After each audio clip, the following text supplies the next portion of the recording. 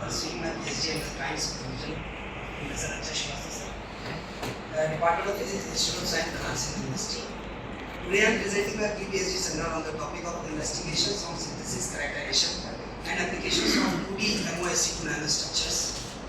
So first of all, this is the outline of my presentation. Chapter first is introduction. Chapter 2 is characterization technique, which I used in my PhD work. Chapter 3, 4, and 5 is my working chapter, in which in chapter 3 I will discuss comparative study of photocatalytic activity of methylene blue under visible light by 1T2H MoS2 nanosheet with different ratios, radium and volumeter. In chapter 4, which is the second working chapter, I will discuss about observation of rapid decay of charge carrier and optical properties of microchromatically grown volumetric diselenide crystal. In chapter 5, which is the third working chapter, I will discuss Bradley-Cooper Bose-Einstein condensation and Bradley-Cooper-Schiffer crossover with exciton-mod transition in 2D monolayer MoS2. So chapter 6 is a summary and future prospects. So move to the chapter first, which is the introduction. So nanomaterial, material having at least one of its dimension in nanometer range is called the nanomaterial. So these are the classification of material: 3D material, which is the bulk material; 2D material, 1D and 0D material. In 3D material, charges are free to move in all three dimensions and there is no confinement, and its gesture states as a function of energy is a continuous function. In 2D material, charges are free to move in two dimensions and confined from one dimension, and its gesture state as a function of energy is a step-like function. So graphene is the best example for the 2D material. In 1D material, charges are free to move in one dimension and there is confinement from two dimensions, and its gesture states as a function of energy is a spike-like function. So CNT is the best example for the 1D material. And 0D material, charges are confined from all three dimensions, and its gesture states as a function of energy is a delta-like function. Quantum dots are the best example for the 0D materials. So my whole work is revolving around the 2D materials. So your definition is one dimension is suppose 1000 nanometer. Will it be a nanomaterial? No.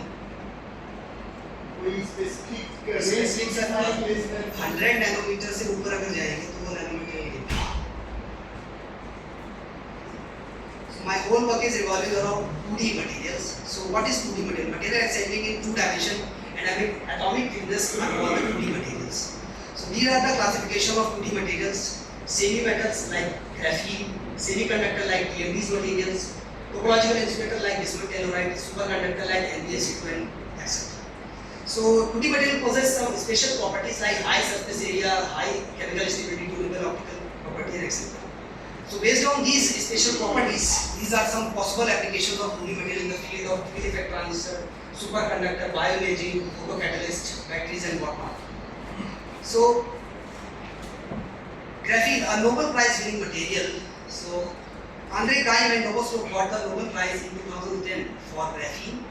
It possesses some tremendous properties like high Young modulus, high tensile strength, high charge mobility, high thermal conductivity.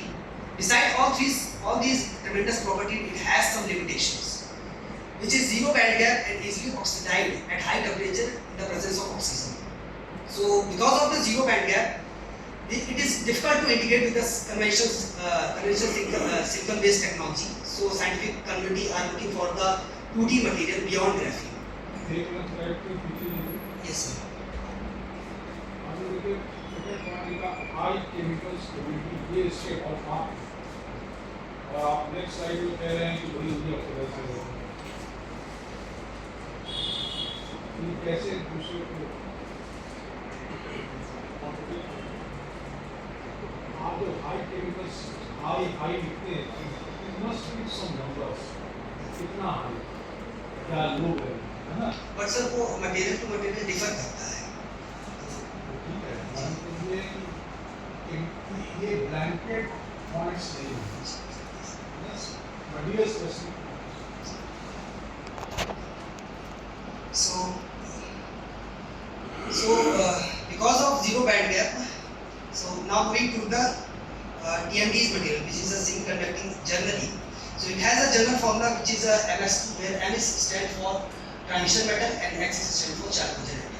In TMD material, one layer of transition metal is sandwiched between the two layers of chalcogenate. TMD material is a layered material. So it is easily to exfoliate in few layer or a single layer. So there are several members of TMD material like MoS2, WS2, MoS2, WS2, etc.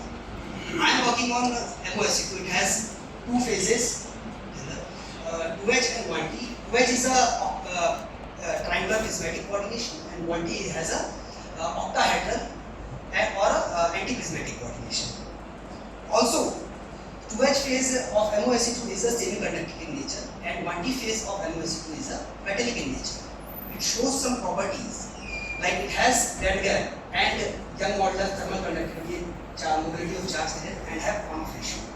So by this comparative table, we can conclude that 2D MoS2 outstands the limitations of graphene. That's why I am working on it. So moving to the second chapter, which is the characterization technique, which I used in my PhD work.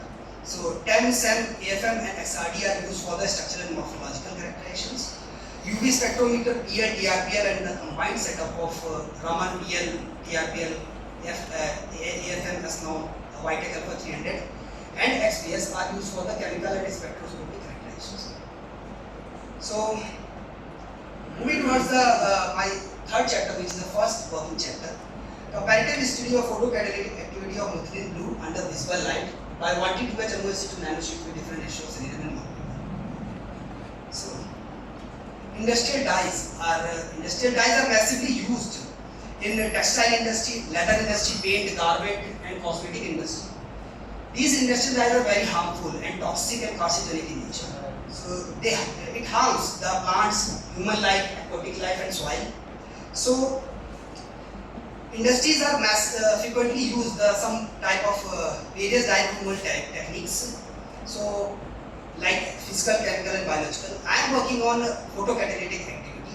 For photocatalytic activity, there is a need for catalyst. Okay. So nowadays, industry are massively use the activated carbon as an absorbent, and it has the dye degradation efficiencies around 80 to 85% depending on the pH value of dye. After that, they use some inorganic compound to increase the dye degradation efficiency. But the whole process is increase the cost and the time of the dye degradation.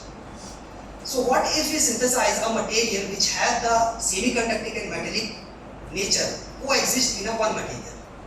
So these are some journals they uses 1T 2H MoS2 nanosheets as a photocatalytic as a catalyst for dye removal.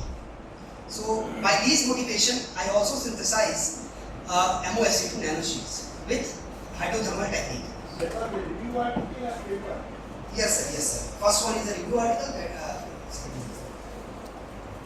So in this hydrothermal technique, I used sodium molybdenate, selenium powder and sodium borohydrate as a reducing agent. We mix it and get the homogeneous brown solution and put it in the hydrothermal at temperature 200 degrees centigrade for 48 hours.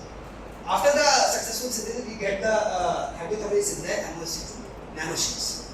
So for now, we moving towards the characterizations. So this is the comparative Raman spectra of MoS2 nanosheets. Here we compare three samples where selenium and molybdenum ratio is 3.5, 2.5 and 2. So there are 5 journal peaks, 5 journal vibrational modes, which are A1G and E1-2G corresponds to the 2H phase. And all 3 JPs belongs to the 1T phase. This is the metallic phase in the MoS2 nanosheets.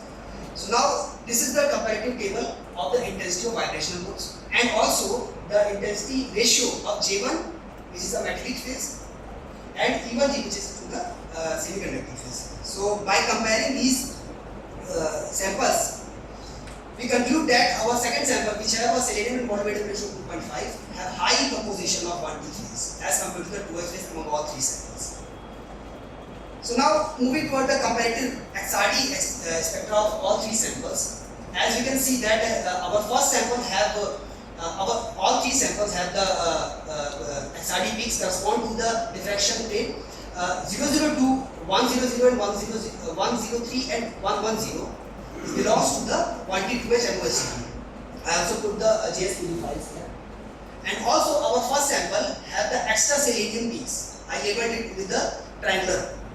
Okay. So this sample is not good for the photocatalyst. And our third sample, which have a selenium and molybdenum ratio 2, which have the amorphous like structure, not completely amorphous but amorphous like structure.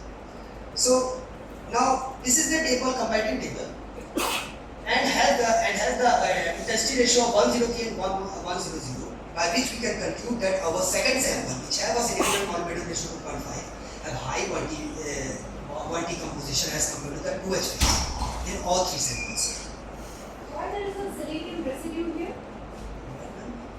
You're showing some selenium peaks, right? Yes. What is happening in this process?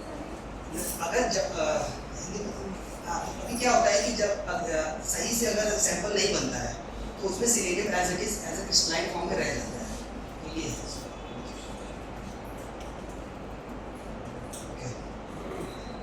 So now moving to the time result of all three samples. But does your broadening also correspond to that? Can you go back?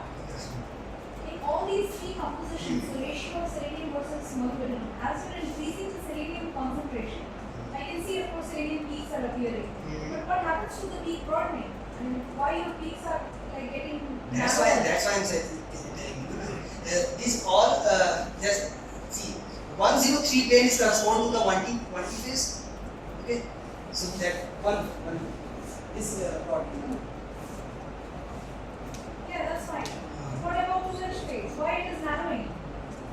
I mean, you see the peak which is corresponding to around 40 degrees. Ji